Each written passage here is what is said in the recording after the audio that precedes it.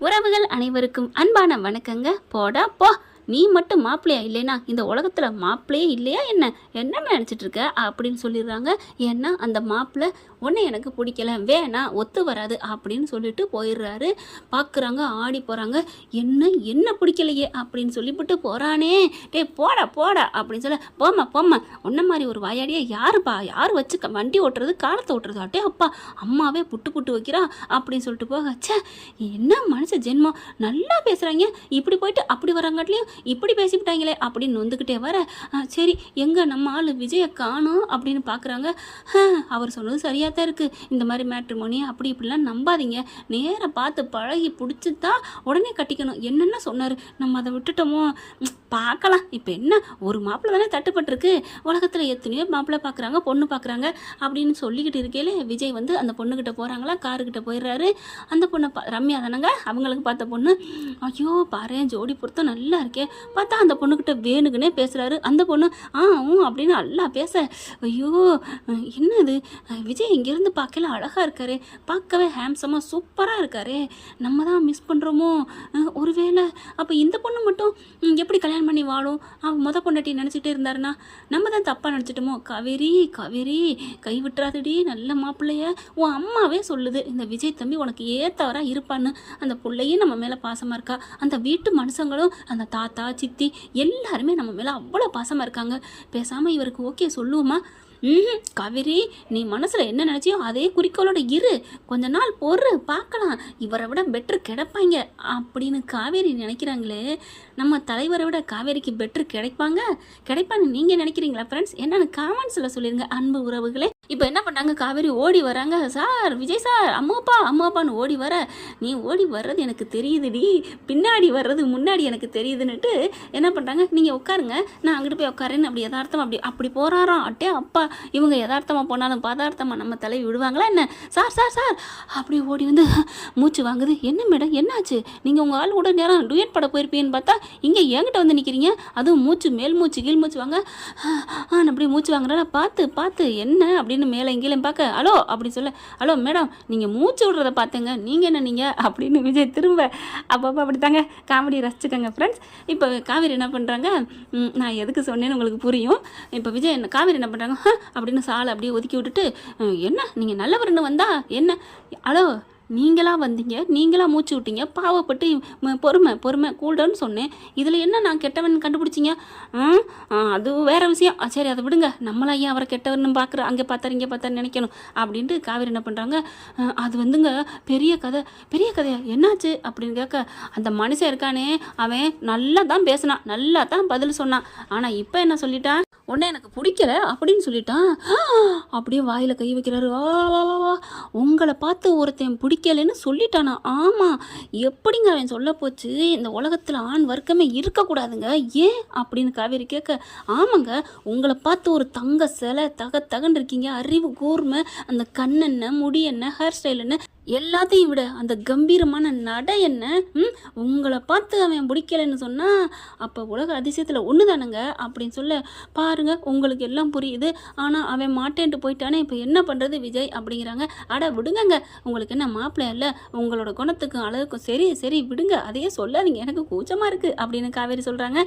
சரிங்க நான் அதை சொல்லலை விடுங்க, உங்களுக்கு சூப்பர் மாப்பிள்ளை கிடைக்குங்க, நான் கொண்டு வருவேங்க, அது பரவாயில்ல. ஆமாம் பொண்ணு என்ன சொன்னுச்சு அப்படின்னு கேட்கல, வாங்க உள்ள உட்காருங்க பேசிகிட்டே போவோம் அப்படின்னு சொல்லிட்டு காவேரி ஏற்றிக்கிறாரு. வாட்டி மவளை வா அப்படின்னுட்டு அதுக்கப்புறம் காரில் பேசிகிட்டே போகிறாங்க. காவேரி பின்னாடி இருக்காங்க, அந்த பொண்ணு ரம்யா முன்னாடி இருக்குது. ஆனால் மனசு வலிக்குதுங்க விஜய்க்கு, ஏன்னா நம்ம ஆள் பின்னாடி இருக்காளே அப்படின்னுட்டு. பரவாயில்ல என்ன பண்ணுறது, முள்ளால் எடுக்கணும் இல்லையா, காவேரியை வலிக்க கொண்டு வரணும், இந்த மாதிரி பல வேலைகள் செய்யணும். இப்போ என்ன பண்ணுறாங்க, காவேரி பார்த்துக்கிட்டே கண்ணாடியில் வராரு. என்ன கட்டிக்க போகிற பொண்ணு முன்னாடி இருக்குது, இவர் கண்ணாடியில் பின்னாடியை நம்மளை பார்க்குறாரு, அந்தளவுக்கு நம்ம அழகாக இருக்க போல இருக்குது அப்படின்னு அந்த ஆர்வக்குளர் நினச்சிக்கிறது.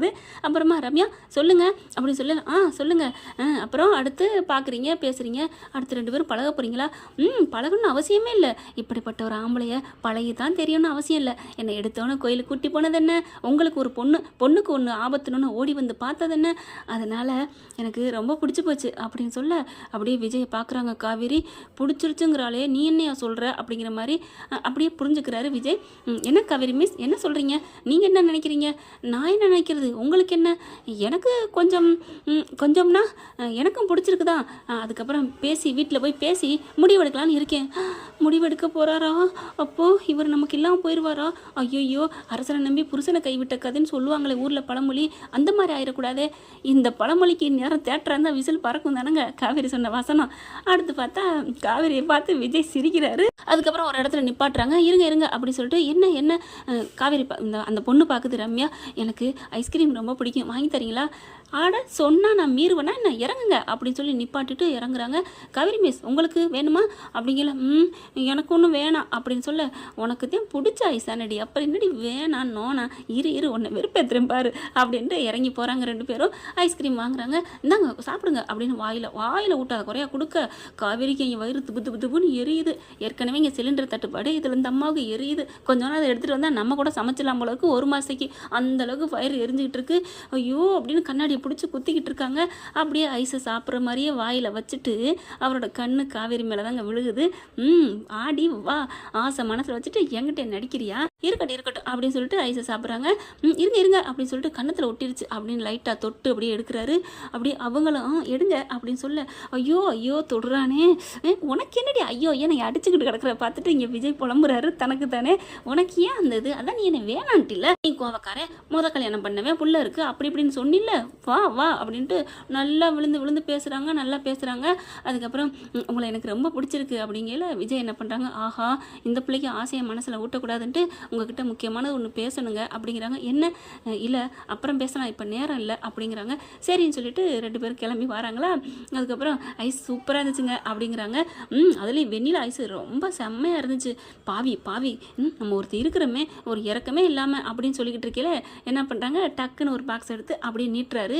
காருக்குள்ள வந்து உட்காந்துக்கிட்டு என்ன அப்படிங்கல, ஏங்க ஒருத்தவங்கள பார்க்க வச்சுட்டு சாப்பிட்டா வயிறு வலிக்கும்னு சொல்லுவாங்க, அதனால எனக்கு வயிறு வலிக்கக்கூடாதுன்னு உங்களுக்கு வாங்கிட்டு வந்தேன், சாப்பிடுங்க டேக் இட் அப்படின்னு சொல்ல, அப்படி பார்க்குறாங்க. அதான் என்னை விட்டுட்டு தின்னுட்டியா அப்புறம் என்ன அப்படிங்கிற மாதிரி. ஹலோ மேடம் பிடிங்க மேடம், உருகிருச்சு ஏற்கனவே அப்படின்னு சொல்ல, எனது ஐஸ்கிரீமை சொன்னேங்க, அவர் சொன்னது தன்னை சொன்னார். அதுக்கப்புறம் ஐஸ்கிரீமே வாங்கிக்கிறதுங்க. வாங்கிக்கிட்டு அப்படியே பார்த்துக்கிட்டே வர, மேடம் ஐஸ்கிரீமை வாயில் வைங்க, கண்ணை இங்கே வைக்காம அப்படின்னு சொல்ல. அதுக்கப்புறம் ரம்யா என்ன பண்ணுது, அப்புறம் நீங்கள் என்னென்ன எவ்வளோ படிச்சிருக்கீங்க அப்படின்னு பொதுவாக கேட்டுக்கிட்டே வருது அந்த பொண்ணு. அதுக்கும் நல்லா விழுந்து பதில் சொல்கிறாரு. காவேரி கண்டுக்கவே இல்லை, இங்கே பார்த்தா பொங்குது ஐயோ அப்படின்னு சொல்லிட்டு. அதுக்கப்புறம் காவேரி மிஸ் உங்களை வீட்டில் விட்டுட்டு அதுக்கப்புறம் இந்த பொண்ணை அவங்க வீட்டில் விடட்டுமா அப்படின்னு சொல்ல, இல்லை அவங்க வீட்டில் இந்த பொண்ணை விட்டுட்டு என்ன கொண்டு அப்புறமா என் வீட்டில் விடுங்களே. ஆஹா அப்படின்னு நினச்சிட்டு, இல்லைம்மா உங்கள் வீடு தான் பக்கத்தில் இருக்குது, இவங்க வீடு கொஞ்சம் தூரத்தில் இருக்குது அப்படின்னு சொல்லிட்டு காவேரியை இறக்கி விட்றாருங்க. அவங்க வீட்டில் கொண்டு போய் இறக்கி விட்டோன்னே காவேரிக்கு போக மனசு இல்லை. பேக்கை வச்சுட்டு இறங்குறாங்க. அதுக்கப்புறம் அதை எடுக்கிறாங்க. கதவை திறந்து என்னாச்சு அப்படின்னு விஜய் கேட்க, என் ஹேண்ட்பேக்கை வச்சுட்டேன் அப்படின்னு எடுக்கிறாங்க. ஓ அப்படின்னு சொல்லிட்டு அதுக்கப்புறம் போனவங்க மறுபடியும் திரும்பி வர, என்னாச்சு மிஸ்? இல்லை என் ஃபோனை ஹேண்ட்பேக்கில் வைக்க மாட்டிங்களா? இல்லை பேசிக்கிட்டே வச்சுட்டேன் அப்படின்னு சொல்லிட்டு உள்ளார வராங்க. ஐயோ காணோம், என் ஹேண்ட்பேக்லாம் இருக்கும் போல இருக்கு, சாரி அப்படின்னு காவேரி தடுமாறுறது நல்லா தெரியுது விஜய்க்கு. அதுக்கப்புறம் அப்படியே பார்க்குறாங்க. போங்க மிஸ் நீங்கள் போங்க, அம்மா தேடுவாங்க அப்படின்னு சொல்ல, நான் போய்க்கிறேன் நீங்கள் போங்க அப்படிங்கிற. இந்த பொண்ணு என்ன பண்ணுது, வாங்க சீக்கிரம் வாங்க அப்படின்னு சொல்லிட்டு இந்த பொண்ணு கூப்பிட, இருங்கங்க அப்படின்னு அப்படியே என்னமோ பேச்சு கொடுக்குற மாதிரி பேச்சு கொடுக்குறாரு. கண்ணாடி வழியே அந்த புள்ள நின்று பார்க்குது காவேரி.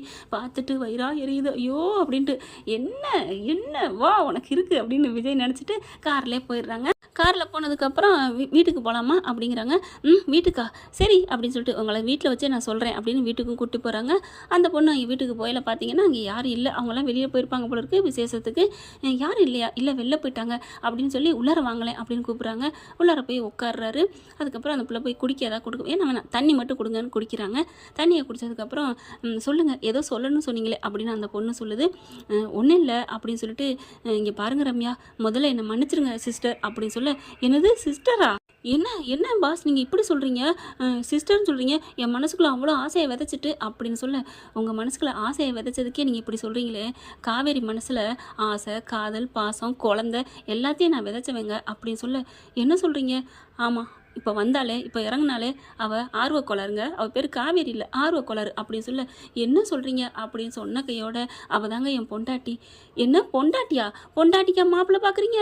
உங்களுக்கு அவங்க பொண்ணு பார்க்குறாங்க அப்படின்னு சொல்ல, அதுதாங்க கூத்து நடக்குது, உலகத்திலே இல்லாத கூத்து என் வீட்டில் தான் நடக்குது அப்படின்னு சொல்லிட்டு அப்படியே அந்த பொண்ணை வீட்டில் பார்த்ததுலேருந்து பசுபதி எட்டி உதச்சதுலேருந்து எல்லாத்தையும் அரை மணி நேரம் உட்காந்து சொல்லி முடிக்கிறாரு. சொல்லி முடிச்சோன்னே அந்த பிள்ளைய பார்க்குறாங்க, கண்ணு ரெண்டும் கண்ணீர் தார தாரையாக போகுது. என்னாச்சு ரம்யா, என்னாச்சு சிஸ்டர் அப்படிங்கல, நீங்கள் ரொம்ப பாவண்ணா அப்படின்னு அவருக்கு ரொம்ப சந்தோஷம். என்ன ஏன் ஒரு மாதிரியா பார்க்குறீங்க அந்த பொண்ணு கேட்க, இல்லைம்மா என் மனசை புரிஞ்சுட்டு அண்ணான்னு சொன்னங்க பாருங்கள், அது எனக்கு ரொம்ப சந்தோஷமாக இருக்குது. அப்புறம் என்னன்னா நீங்கள் இவ்வளோ லவ் பண்ணுறீங்க, இவ்வளோ லவ் பண்ணதுக்கப்புறம் அதை தெரிஞ்சுக்கிட்டு நான் எப்படி கல்யாணம் பண்ண முடியும்? நீங்கள் அந்த பொண்ணை தான் நினைப்பீங்க, அப்புறம் எப்படி என்ன நீங்கள் நினைப்பீங்க? அது ஆபத்து, தப்பு.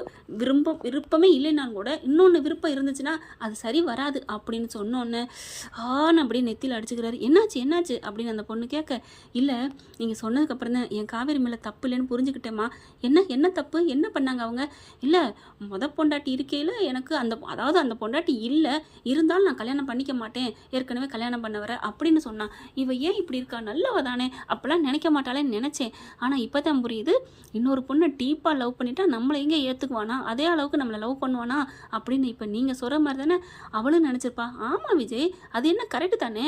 இப்போ அவங்க மெமரி லாஸில் இருக்காங்க, அதே நினைவில் தான் அவங்க பொண்டாட்டின்னு வந்திருப்பாங்க. இப்போ எந்த இதுவுமே இல்லாமல் அவங்க ஃப்ரெஷ்ஷாக இருக்காங்க. அப்படி இருக்கையில் நீங்கள் இதில் வேற அந்த பொண்ணு உயிர் கயிறுன்னு என்னென்னமோ சொல்லி வச்சுருக்கீங்க, எல்லா பொருளையும் வச்சுருக்கீங்க. அப்படி இருக்கல அந்த பொண்ணு இங்கே வந்தால் அந்த பிள்ளைய நீங்கள் பாராபட்சம் பார்த்துட்டேன்னு நினைக்கலாம் இல்லையா அப்படின்னு சொல்ல, அது என்னமோ கரெக்டு தான்ச்சா. ஐயோ இப்போ தாங்க எனக்கு காவேரி மேலே இன்னும் வருது நினப்பு அப்படிங்கிறாங்க. பரவாயில்லைங்க, இப்போ என்ன பண்ணலான் இருக்கீங்க அப்படின்னு சொல்ல, உங்களை வச்சு தாங்க என் காவேரி என் வாழ்க்கையில் சேரணும் அப்படிங்கிறாங்க. என்ன பண்ணணும் சொல்லுங்கள் அப்படிங்கிறாங்க. நான் சொல்லுவேன், அது நீங்கள் ஒத்துக்கணும் அப்படிங்கிறாங்க. அப்போ கரெக்டாக பார்த்தீங்கன்னா வெளியில் போயிருந்தவங்களாம் வந்துடுறாங்க. அம்மா அப்படின்னு அவங்க பையன் வர, அவங்க அம்மா அப்பாலாம் வர்றாங்க. வந்ததுக்கப்புறம் வாமா அப்படிங்கல, நீ இந்த தம்பியை தானே பார்க்க போகிறேன்னு சொல்லிட்டு போனேன், என்னம்மா அதுக்குள்ளே வந்துட்டியா அப்படின்னு சொல்ல, வாங்க சார் வாங்க அப்படின்னு சொல்லி கூப்பிட்றாங்க. உட்காடுறாங்க. அந்த பிள்ளையும் அழகாக பேசுது. விஜய் அங்கிள் அப்படின்ட்டு, என்ன உனக்கு தெரியுமா? அம்மா உங்களை பார்க்க போகிறேன்னு போனாங்க, சொல்லிட்டு தான் வந்தாங்க அப்படின்னு சொல்ல, நல்லா ஃப்ரீ மைண்டாக இருக்கீங்களே உங்கள் வீட்டில் எல்லாரும், எனக்கு ரொம்ப பிடிச்சிருக்கு, இதுவே என் காதலை சேர்த்து வைக்கும் நான் நம்பிக்கை வந்துருச்சு அப்படிங்கிறாங்க. சொல்லுங்கள் இப்போ என்ன பண்ணணும் அப்படிங்கிறாங்க. இல்லை உங்கள் வீட்டில் எல்லாரும் இதுக்கு சம்மதிக்கணும் அப்படிங்கிறாங்க. என்னப்பா நீங்கள் சொல்லுங்கள், நாங்கள் எதாக இருந்தாலும் செய்கிறோம். இப்போ தான் நீங்கள் எல்லாத்தையும் சொல்லிட்டீங்கல்ல, அவங்க வீட்லேயும் சொல்லிடுறாங்க. இந்த மாதிரி என் பொண்டாட்டி இந்த மாதிரின்னு எல்லா பேரும் சொல்லவும் அவங்களுக்கு மனசு இலகி போயிடுது. பாவமே, எப்படிப்பா கட்டின பொண்டாட்டி வச்சுட்டு நீ எப்படிப்பா இப்படிலாம் வாழ்கிற, நான் என்ன பண்ணுறேங்க, இதில் தலையெழுத்து அந்த ஆர்வ கோளாறு, எனக்கு பொண்ணு பார்க்குது அவளுக்கு மாப்பிள்ளை பார்க்குது அப்படிங்கிறாங்க. சரி விடுப்பா, வேற என்ன அடுத்த கட்ட நடவடிக்கை அப்படின்னு சொல்லல, அடுத்த கட்ட நடவடிக்கைன்னு சொல்லி விஜய் சொல்ல ஆரம்பிக்கிறாங்க.